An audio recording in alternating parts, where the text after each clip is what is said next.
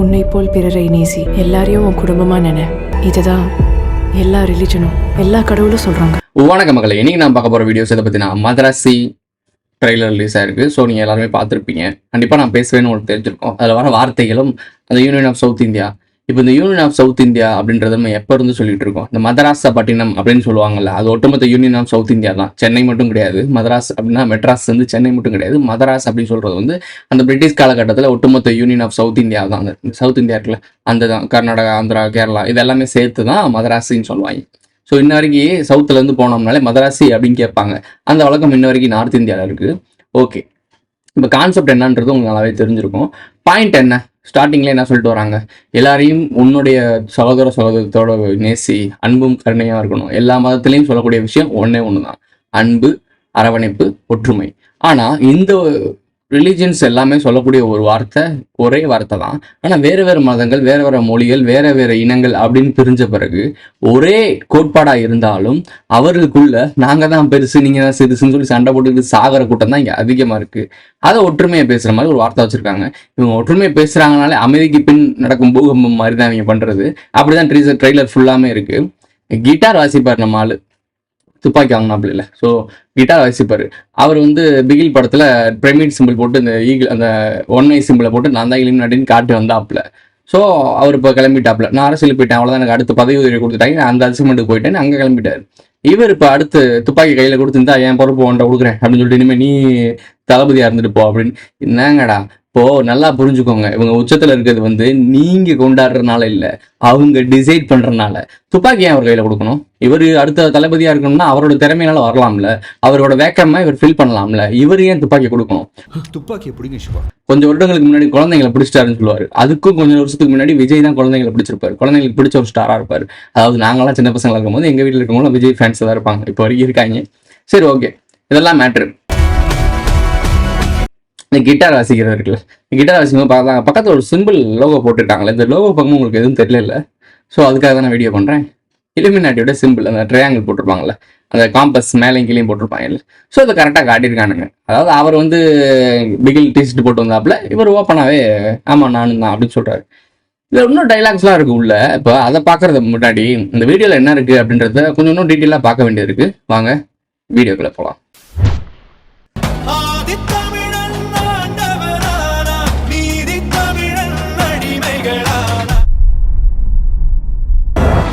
தமிழ்நாட்டுக்கு 6 cargo drugs ஃபுல்லா local மீடி legal guns வந்துட்டு இருக்கு. தமிழ்நாட்டுக்குள்ள கண்டெய்னரா இல்லீகல்ஸ் கன்ஸ் சப்ளை ஆகுது. அதாவது குட்டி குட்டி கன்ஸ்லாம் இருக்கும்ல, பெரிய லெவலில் ராணுவ முகாமாக்காம பெரிய லெவலில் கன்ஸ் எல்லாத்தையும் லீகலாக இந்த இது இருக்கும்ல, கையில் வச்சு சுடுற மாதிரி மிஷின் கன்ஸு, கலாஸ்னிகாவோ அந்த மாதிரிலாம் கன்ஸ் வந்து சப்ளை ஆகுது. அது வரப்போகுது 6 கண்டெய்னர். நோட் பண்ணிக்கோங்க, 6 கண்டெய்னரில் வருது சொல்கிறேன். ஸோ 6 கண்டெய்னரில் வந்துட்டு இருக்கு. அதில் சொல்கிறாங்க தெரியவா, இல்லீகலாக வந்துட்டு இருக்கு. இல்லீகலாக 6 கண்டெய்னர் மூலியமா கன்ஸ் எதுக்கு இங்கே தமிழ்நாட்டு கொண்டு வரணும்? தமிழ்நாடு தானே இந்தியாவிலே அமைதி பூங்கா, எல்லாராலையும் சொல்லப்பட்ட ஒரு அமைதி பூங்கா தானே. இந்த அமைதி பூங்காவை என்ன சவக்குழியாக மாற்றுறதுக்கு முயற்சியா? யூனியன் ஆஃப் சவுத் இந்தியான்னு ஒன்று நடக்கும். அதில் மையப்புள்ளியாக நின்று சாக போகிற சவக்காடு, சவக்குழி எது அப்படின்னு சொன்னோம்னா தமிழ்நாடுன்னு சொன்னோம். பேசிக்காக அதிக பலி எங்கே விழுகும்னு நம்ம சொல்லியிருந்தோம், சவுத் இந்தியாவில் தான்.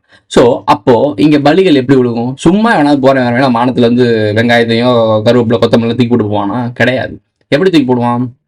எதுக்கு சண்டை வரும்? நீ எதிர்த்து சண்டை போடணும். இந்த மாதிரி இல்லீகலாக 6 கண்டெய்னரில் நாட்டு ரக, அது பேர் என்ன சொல்லுவாங்க, குச்சி, கம்பு, கடப்பாறை அதெல்லாம் தூக்கிட்டு வரணும். அது பேர்லாம் யூஸ் பண்ணக்கூடாது, அது தடி. அப்போ என்னையே நம்மளை நம்மளை கவனிச்சு விட்ருக்கோம். எல்லாம் கவனிச்சு தான் இருப்பாங்க. நான் வந்து மக்களுக்காக தான் பேசுகிறேன், சமூகத்துக்கு வெறுப்பாலாம் பேசலை, மக்களுக்கு புரிதலுக்காக பேசுகிறேன். புரிஞ்சுக்கிட்டு ஃபாலோ பண்ணுங்க. சரி, அந்த வீடியோவில் இப்போ இந்த படங்கள் எல்லாம் தமிழ்நாட்டுக்குள்ளே தீவிரவாதம் பூந்துருச்சு, தமிழ்நாட்டுக்குள்ளே உள்ள பூந்து 6 கண்டெய்னர் மூலியமா இறக்க போகிறாங்க, இதெல்லாம் ஓப்பனாகவே எடுக்கிறாங்க. அவங்க என்ன அது என்ன கற்பனை, அது படைப்பு சுதந்திரம் சொல்கிறாங்க.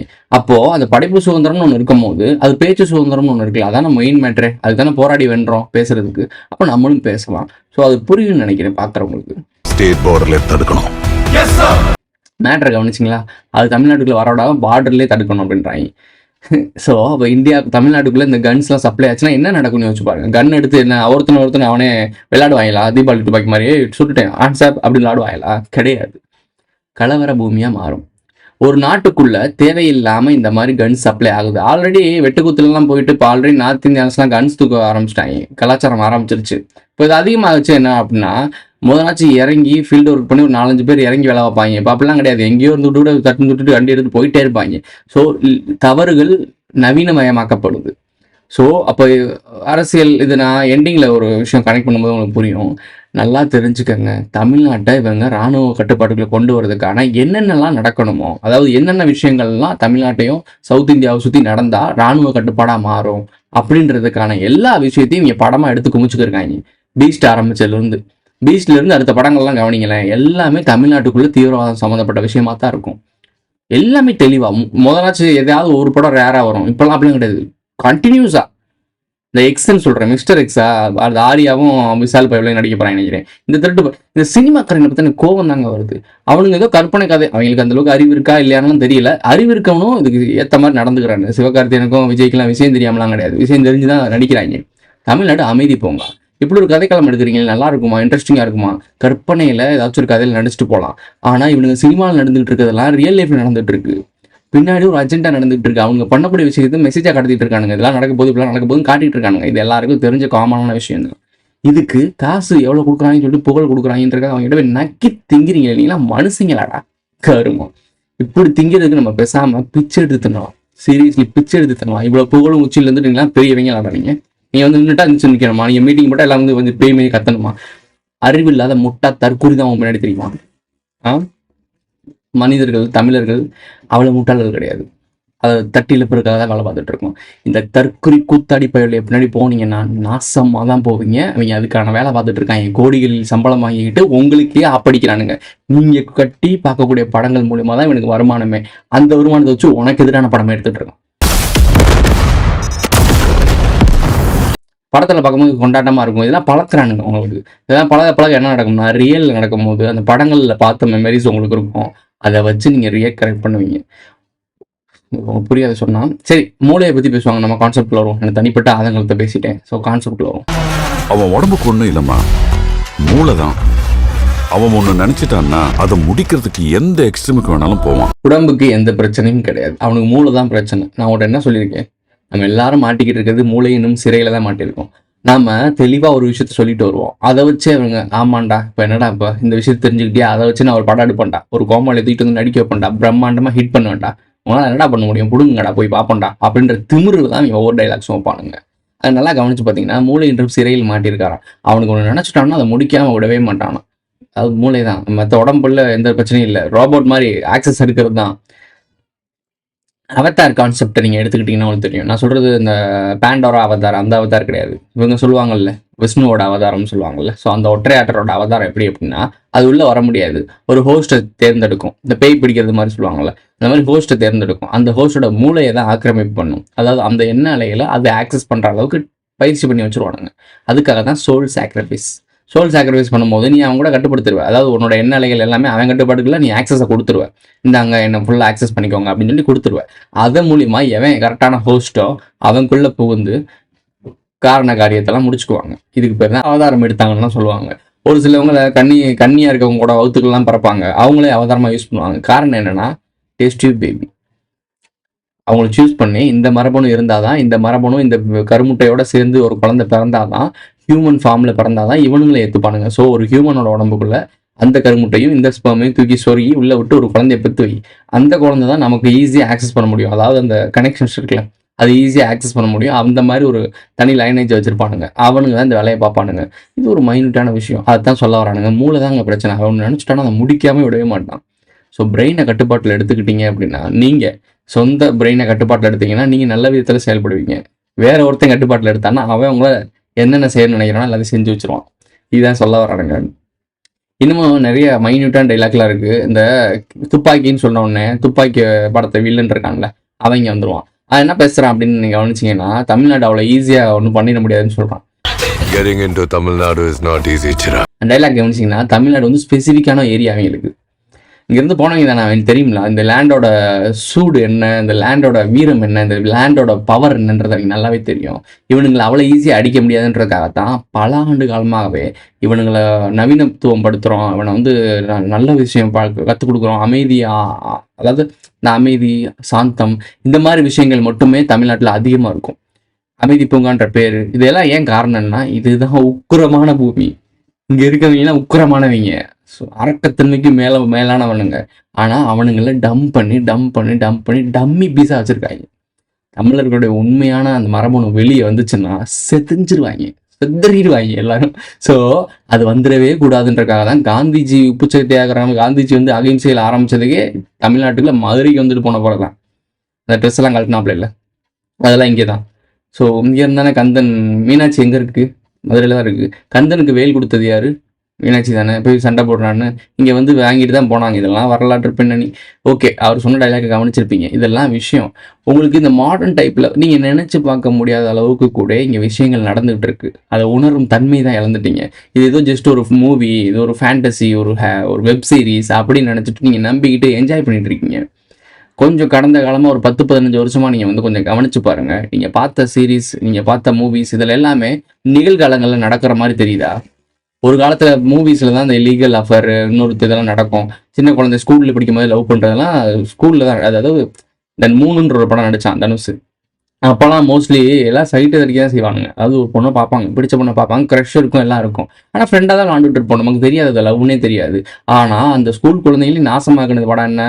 3ன்ற ஒரு படம். அந்த படத்தை பார்த்து நிறைய ஸ்கூல் பிள்ளைங்க அப்போ இருந்தே ஆரம்பிச்சிருச்சுங்க, அப்போ இருந்து லவ் பண்ண ஆரம்பிச்சிருச்சு. இந்த காலகட்டத்தில் நீங்கள் நோட் பண்ணி பாருங்கள், ஒரு 10th கூட போயிருக்க மாட்டாங்க. ஒரு 6th 7thலேயே அவனுக்கு ஒரு பையன் பொண்ணுக்கும் ஒரு ஏதோ கனெக்ஷன் ஆகிற மாதிரி ஒரு குட்டி கொஞ்சம் அன்ஸ்லாம் வீடியோ பேசுவாங்களா, அவர் அளவு என்னன்னு சொல்லுங்கன்னு சொல்லிட்டு 2 பேருக்கும் இவனுக்கு மீசை முளைச்சிருக்காது, இவனுக்கு முடிவுடைய ஒழுங்கா கப்புன்னு தெரியாது, இவங்க 2 லவ் பண்ணுறாங்கன்னு சொல்லி வீடியோலாம் பார்த்துருப்பீங்க. இது கொஞ்ச நாளுக்கு முன்னாடி நடக்கிற சினிமாக்களையும் வெப் சீரிஸ்லேயும் வந்தது, ரியல் லைஃப்பில் நடக்குதா?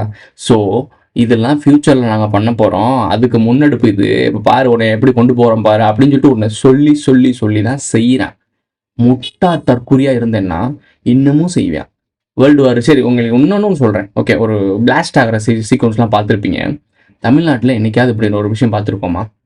இந்த மாதிரி இவங்க சொல்கிறவங்க காட்டின சீக்வன்ஸ்லாம் பார்த்தோம்னா ஏதோ ராணுவ கட்டுப்பாடு, ஏதோ போர் நடக்கிற மாதிரி காட்டுறாங்க. தமிழ்நாட்டுக்குள்ள எங்கடா போர் நடக்க போகுது? ஃப்யூச்சரில் நடக்க போகுது, அதை இப்போ காட்டுறாங்க. இப்படிலாம் இருக்கும் அப்படின்னு காட்டுறாங்க. நான் சொன்ன மாதிரி அந்த மாலத்திய துண்டா வெட்டி செதைச்சிருவேன். முடிஞ்சா தொடரா. சிம்பாலிசம் காட்டணும்ல.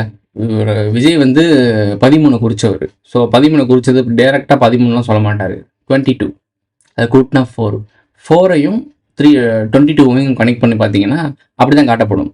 அதாவது ஜெர்சி நம்பர்னு சொல்லுவாங்க. அதாவது கிரிக்கெட் பிளேயர்ஸ்லாம் அந்த 9 கணக்கு வர மாதிரி, கூட்டுத்தொகை 9 கணக்கு வர மாதிரி, 6 கணக்கு வர மாதிரி, 7 கணக்கு வர மாதிரி, இந்த மாதிரிலாம் டிஷர்ட் போடுவானுங்க.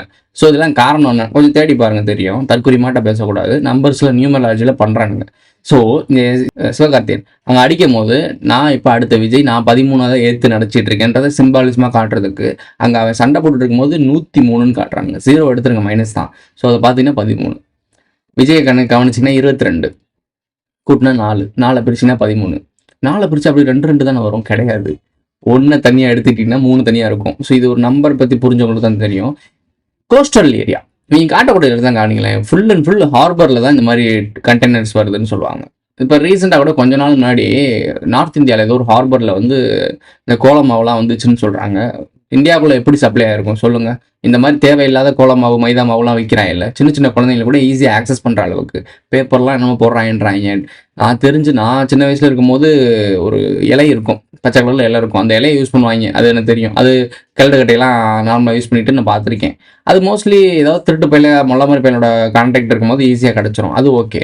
பட் ஸ்கூல் குழந்தைங்களுக்கெல்லாம் எப்படி அந்த கோலமாவு, அந்த பேப்பரு, ஊசி எல்லாம் எப்படி போச்சுன்றது எனக்கு தெரியல. அந்த அளவுக்கு தான் இவங்க அவ்வளோ அழகாக கட்டமைச்சிருக்காங்க ஸ்ட்ரக்சர். ஆனால் ஒரு யூடியூப்ல வந்து மக்களுக்காக சேவை செய்கிறது, மக்களுக்காக உண்மையை புரிய வைக்கிற நம்மள மாதிரி ஆட்களுக்குலாம் ரிஸ்ட்ரிக்ஷன் கிடுக்குப்பொடி போடுவாங்களாம். ஆனால் நாட்டுக்குள்ள சகஜமாக குழந்தைங்க மத்தியில் தவறான விஷயங்கள் சென்றடையுது, ஈஸியாக சென்றடையுது. எப்படி? யாரோட அனுமதி இல்லாமலாம் இங்கே ஒன்றும் பிடுங்க முடியாது. எல்லாத்தையும் கவனிச்சுட்டு இருக்கு யாரு? எண்ணெயை கடவுள் கவனிக்கிறானோ இல்லை, எண்ணெயை மீறி இங்கே தமிழ்நாட்டுக்குள்ள இந்தியாவுக்குள்ள எதுவுமே ஒன்றும் பிடுங்க முடியாது. அதுக்கு முன்னாடி 3 எழுத்து கூட்டம் ஒன்று இருக்குது. என்னையும் கூட வச்சுக்கோங்க, இன்னொன்று 3 எழுத்து கூட்டம் இருக்குது. 3 எழுத்து தான். அந்த 3 எழுத்து மந்திரம்னு ஒன்று இருக்குது. அவங்க இந்தியா முழுக்க எல்லாம் கவனிச்சுட்டு தான் இருப்பாங்க. எல்லாரோட டேப் கால்ஸ் எல்லாமே கவனிச்சுட்டு தான் இருப்பாங்க. இங்கெல்லாம் அவ்வளோ ஈஸியாலாம் ஒன்றும் பிடிங்கிட முடியாது. அவங்களுடைய சப்போர்ட் இல்லாமல், அவங்களுடைய காய்கள் நகர்த்தாமல் இங்கே எதுவுமே தப்பு நடக்காது. ஒரு தவறு நடக்குதுன்னா கூட அவங்களுக்கு அது தெரியும். எது நடக்கணும் எது நடக்கூடாதுன்றவங்களுக்கு தெரியும். அவங்களுக்கு ஆப்படிக்கிற மாதிரி ஒரு விஷயம் நடந்துச்சுன்னா அதை உடனே இறங்கி வேலை செய்வாங்க. மக்களுக்குள்ள பிரச்சனை தான் நடந்துட்டு போகுது. அவங்களுக்கு எது தேவை எது தேவையில்லை, யார் தேவை யார் தேவையில்லை, இதெல்லாம் ஒரு மைனூட்டான விஷயம் தான். 19 பேச முடியாது. நான் ஒரு கான்ஸ்பிரசி தியரி, ஸோ அதனால் நான் அப்படி தான் பேசுவேன், கண்டுக்காதீங்க. NIA அப்படின்னு சொல்லி பேசிட்டோம்னா NIA ஆஃபீஸை காட்டணும்ல. தமிழ்நாட்டில் இது வரைக்கும் நீங்கள் ஏதாவது ஒரு படங்களில் NIA ஆஃபீஸ் காட்டி பார்த்துருக்கீங்களா? நான் பார்த்ததில்ல. ஏதோ ஒரு போலீஸ் ஸ்டேஷன் மாதிரி இருக்கும். ஒரு அதெல்லாம் சொல்கிறது என்ன சொல்லுவாங்க, இன்வெஸ்டிகேஷன் பண்ண வருவாங்கள்ல, அந்த மாதிரி போலீஸ் யூனிஃபார்ம் போடாமல் கலெக்டர்ஸ்லாம் வருவாங்கள்ல. ஸோ அவங்கள மாதிரி சிபிஐ ஆஃபீஸ்லாம் காட்டியிருக்காங்க. அதெல்லாம் நம்ம பார்த்துருக்கோம், எல்லா படங்களையும் பார்த்துருக்கோம். பட் NIAன்னு ஓப்பனாகவே என்னைக்காவது ஏதாவது ஒரு படத்தில் போட்டு பார்த்துருக்கீங்களா? போட்டிருக்காங்க. எப்படி? ஸோ இப்போ NIA வந்து ரீசெண்டாக பல இடங்களில் இறங்கி இது அப்படி இது இப்படின்னு பேசி பார்த்து கவனிச்சுட்டே இருக்காங்களா? இதெல்லாம் உங்களுக்கு கோஇன்சிடென்ஸாக தோணலை? ரொம்ப இவ்வளோ படங்கள்லாம் இவ்வளோ கோஇன்சிடென்ஸாக இருக்குன்னு நான் கனவு கூட காணதில்லை. தமிழ்நாட்டுக்குள்ளே 6 கண்டெய்னரில் இந்த மாதிரி விளையாட்டு ஜாமான் இறங்குது அப்படின்னா NIAக்கு தானே வேலை. ஸோ அப்போ அவங்க தானே இறங்குவாங்க. அப்போ இதனால் என்ன சொல்ல வராங்க அப்படின்னா,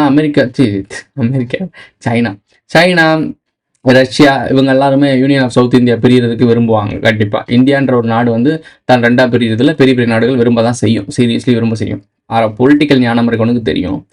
விழிச்சிக்க பொழைச்சிக்க. சிவகார்த்திகேயன் வந்து சின்ன வயசுல இருந்து இந்த மாதிரி அக்ரெசிவான ஒருத்தன் தான். அவன் நினைச்சிட்டான அது பண்ற மாதிரி ஒரு கேரக்டர் தான். அதனால தான் அவன் அக்ரெசிவா காட்டியிருக்காங்க சைல்ட்ஹுட்லேயே. துப்பாக்கி யாரிடம் இருந்தாலும் வில்லன் நான் தான். துப்பாக்கி அவன் கையில இருந்தாலும் வில்லன் நான் தான்டா. கனெக்ஷன் புரியுதா? அடுத்த விஜயோட வேலையை தான் இவர் பார்த்துட்டு இருக்காரு. அதாவது விஜய் சினிமாவில் இருந்துக்கிட்டு என்னென்னலாம் கோமாளித்தனம் பண்ணணுமோ, இந்த முட்டாப்பைய மக்களை எப்படிலாம் ஏமாத்தணுமோ. ஏங்க சிம்பிளான கான்செப்ட் தாங்க. அவங்க வந்து இந்த மக்களை வந்து ஒரு போதையிலே வச்சிருக்கிறோம். உண்மையை சிந்திச்சிடக்கூடாது, நம்மளை சுற்றி என்ன நடக்குதுன்னு தெரிஞ்சிடக்கூடாது, கட்டமைப்பை உடச்சிடக்கூடாது, நம்மளை சுற்றி ஏதோ தப்பாக நடக்குது, நம்ம ஏதோ தப்பான ஒரு ட்ராப்பில் இருக்கோம், இது ஏதோ ஹாலோசினேஷன் மாதிரி இருக்குது, இன்னும் சம்மந்தமே இல்லாமல் ஒரு படத்தை பார்த்து இவ்வளோ வைப் பண்ணுறோம், இது நமக்கு முக்கியம் கிடையாது. நமக்கு எஜுகேஷன் ஒரு முக்கியம். எஜுகேஷன் படிக்கிறோம், ஆனால் வெளியே போனால் வேலைக்கும் எஜுகேஷன் சம்மந்தமே இல்லையே.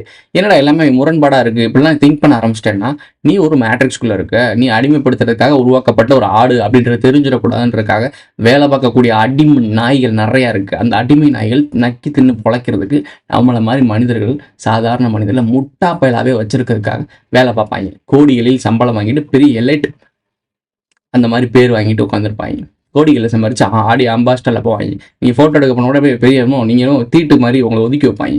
தீண்டாமை தானடா இது, நீ பெரிய இவன், உனக்கு வந்து ஃபோட்டோ எடுக்கிறதுக்கு நீ தள்ளி நின்று. ரஜினியெல்லாம் பார்த்தீங்கன்னா தொட்டா போய் கையை தட்டி விடுவாப்புல. பல நார்த் இந்தியன்ஸ் ஹீரோஸ்லாம் தொடவே விட மாட்டாங்க, பக்கத்தில் விட மாட்டாங்க, அப்படி ஒரு மாதிரி தள்ளி நிற்பாங்க. அவங்ககிட்ட ஃபோட்டோ எடுத்து அப்படின்னா நரப்போகுது, எனக்கு புரியல. நான் கடவுள், அவன் வெறும் நடிகன். உன்னை என்ஜாய் நீ தான் அவனுக்கு காசு கொடுத்துட்டு இருக்க, அவங்ககிட்ட போய் நின்றுருக்க. இதே பொழப்பா போச்சுரு அவங்களுக்கு. நீங்கள் ஓட்டு போட்டு ஒருத்தர் ஆட்சியை ஏற்றி விடுறீங்க, அவங்ககிட்ட போய் கை கட்டிட்டு கீழே போய் விழுவுற, காலில் விழுவுற. என்ன விழுகணும்? அவன் நம்மளுக்கு வேலை செய்கிற ஆள். இதெல்லாம் நீ திங்க் பண்ணிடக்கூடாது. நீ கேட்கணும் அவங்கள கேள்வியை. எங்க நாங்கள் ஓட்டு போட்டு தான் நீங்கள் உட்காந்துருக்கீங்க, நீங்கள் அரசியல்வாதியாக மாறி நாங்கள் இங்கே உட்காரல, நாங்கள் ஓட்டு போட்டனால நீங்கள் அரசியல்வாதி அப்படின்ற உண்மையான கான்செப்ட், உண்மையான சக்தி மனிதர்கள்ட்டையும் மக்கள்கிட்டையும் தான் இருக்குன்றதை புரிஞ்சிடவே கூடாதுன்றக்காகத்தான் இந்த கோமாளிகளோட வேலை. சினிமா கூத்தாடிகள் வேலை. தமிழ்நாட்டு மக்கள் அதிகம் எதுக்கு நாட்டம் கொடுக்குறாங்க? என்டர்டெயின்மெண்ட்டுக்கு. இவங்களோட பங்கு எவ்வளோ பெருசாக இருக்குன்னு இப்போ புரியுதா? இவ்வளோதான். கடைசி டைலாக், சரியான டைலாக். இது ஏன் ஊர், நான் தான் நிற்பேன் தூங்க. நீங்கள் வந்து திருவிங்க ஏன்டா வந்து நின்று ஜல்லிக்கட்டில் போராட்டத்தில் அடிக்க போகிறாங்கன்னு எழுந்து ஓடினீங்கடா நீங்கள். ஏண்டா ஒரு ஜல்லிக்கட்டு போராட்டத்துக்கு போலீஸு சொந்த ஒரு போலீஸை அடிப்பாங்கன்னு தெரிஞ்சோடனே, தகவல் தெரிஞ்சோடனே எஸ்ஸான சினிமா கூத்தாடிகளே, நாளைக்கு போர் நடக்க போகுது. இவனுங்கெல்லாம் இருப்பானுன்னு நீ கனவு கண்டுட்டு இருக்கியா? இது ஏன் ஊரு சார், நானும் கூட நிற்பேன். அரசியல்வாதியை அனாதையா தெரிவாங்க. நீங்கள இவங்க வந்து ஒரு நிலை பண்ண போகிறாங்க. இராணுவம் இறங்கிருச்சுன்னா இங்கே இருக்க சட்டத்திட்டங்கள் எல்லாமே அவங்க கட்டுப்பாட்டுக்குள்ளே போயிடும். ஒன்றும் பிடுங்க முடியாது. எல்லாம் வாய்ப்பூட்டு சட்டம் தான். இதுக்கு தான் கடைசி உலக போகிறோன்னு ஒரு படம் எடுத்து ஐப்பா பாதி. அந்த படத்தை பாரு, மெசேஜ். அதில் கிளைமேக்ஸில் சைனாவோட கனெக்ட் பண்ணியிருப்பாங்க. ஆமாம், சைனாவோட கனெக்ட் பண்ண தான் செய்வாங்க. இருக்குது ஹம்மந்தொட்டா துறைமுகத்தை எதுக்கு 99 வருஷத்துக்கு ரிலீஸுக்கு எடுத்தான் அவன்? கனெக்ஷன் டாட்டை தேடிப்பார். கடைசி சண்டை ஆரம்பிச்சிச்சா இல்லை நாம சண்டை ஆரம்பிச்சோமான்னு கொண்டு போவாங்க. அது ஃபியூச்சர் பிளான். அதுக்கப்புறம் 2046 அந்த கனெக்ஷன்ஸ். வரப்போகிற 2029 பொருளாதார வீழ்ச்சியே உனக்கு விழிப்புணர்வு இல்லை. அங்கே போயிட்டேன். அதான் சொல்லாமல் இருக்கேன். இங்கே இருக்க விஷயங்களே சொல்லிட்டு இருக்காங்க. காரணம் என்னென்னா, இதுக்கே பக்குவப்படலை. இந்த வந்துட்டேன்ல, யாரு பாரிசாலன்னு இயக்கத்தை ஆரம்பிக்க போகிறாங்க. அது அடுத்த ஒரு வீடியோவில் பேசுகிறேன். இப்போ உங்கள்கிட்ட ஒரு முக்கியமான விஷயம் பேசணும். இப்போது தமிழ்நாட்டுக்குள்ளே ஒரு பெரிய போராட்டம் நடக்கணும்னா எதுக்கு நடந்துச்சு? ஜல்லிக்கட்டுக்கு. ஒரு மாட்டுக்காக நீதி வாங்க போனோம். இப்போது தமிழ்நாட்டில் இந்த ஹைட்ரோ கார்பன் நீத்தேன்லாம் எடுத்து கச்சா எண்ணெய் எடுக்க போகிறாங்களாம், ஆயில் எடுக்க போகிறாங்களாம். ஆயில் நம்ம ஊரில் எங்கே இருக்குது? அது மிடில் ஈஸ்டில் தானே இருக்கும். எனக்கும் தெரியல. ஆயில் எடுக்க போகிறாங்களாம். அதுக்கு அனுமதி கொடுக்கப்பட்டுருச்சான். எடுக்க போகிறேன்லாம் இல்லை, அனுமதி கொடுக்கப்பட்டுருச்சான். அனுமதி யார் கொடுத்தான்ற கேள்வி வராது. அந்த அனுமதி அதெல்லாம் தமிழ்நாடு அரசு தடுத்துரும். அனுமதி கொடுக்கப்பட்டுருச்சு, அப்புறம் எப்படி தமிழ்நாடு அரசு தடுக்கும்? ஒருத்தனுக்கு யார் அனுமதி கொடுப்பா? இப்போ 5 வருஷமா யார் ஆட்சியில் இருக்குது? நீங்கள் தான் ஆட்சியில் இருக்கீங்க. அப்போ அனுமதி கொடுக்கப்பட்டுருச்சுன்னு நியூஸ் வருது. அப்போ அந்த அனுமதி தடுக்கப்படும்னா எப்படி தடுக்கப்படும்? கொடுத்தாச்சு, அவன் எடுக்க போறேன்னு சொல்லி நியூஸ் வந்துருச்சு. அப்போ தடுக்க போறோன்னு இன்னும் நியூஸ் அரசியல்வாதி பேசுறாங்கன்னா எனக்கு புரியல. இங்கிட்டு ஒரு பக்கம் கொடுத்துட்டு இங்கிட்டு ஒரு பக்கம் தடுப்பீங்களா? இது என்ன மாதிரி எனக்கு இதெல்லாம் கேட்க நாதி இல்லை, புரிஞ்சுக்க ஆள் இல்லை. எல்லாம் தற்கொலையா தெரிஞ்சா என்றும் நாங்கள் சுதேஸ்வரின், என்றும் நாங்கள் ரெட்டலை, என்றும் நாங்கள் டிவிக்கா, எங்கள் ரத்தம் ஃபுல்லாக உடல் அதான் சொல்கிறாங்க இல்லை, எங்கள் ரத்தமே ரத்தம் தான் பேசுகிறாங்க சினிமாக்காரங்களா. என்னடா ரத்தம்? நீ முதல் ரத்தம் முடிப்பியாடா? 1 லிட்டர் ரத்தம் முடிப்பியாடா? நீ முதல் 1 லிட்டர் விடுங்க, 50 கிராம் ரத்தம் கொடுப்பாங்கலாம், கொடுக்க மாட்டாங்க.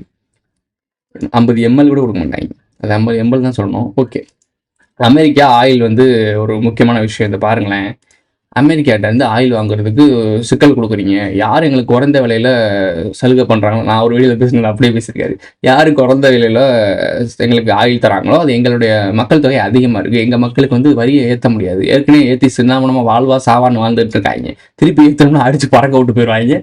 ஸோ பண்ண முடியாது. ஒரு விஷயத்தை நாங்கள் கண்ட்ரோல் பண்ணணும்னா எளிமையாக கம்மியான விலைக்கு யார் கொடுக்குறாங்களோ அவங்கள்ட்ட தான் எடுப்போம்.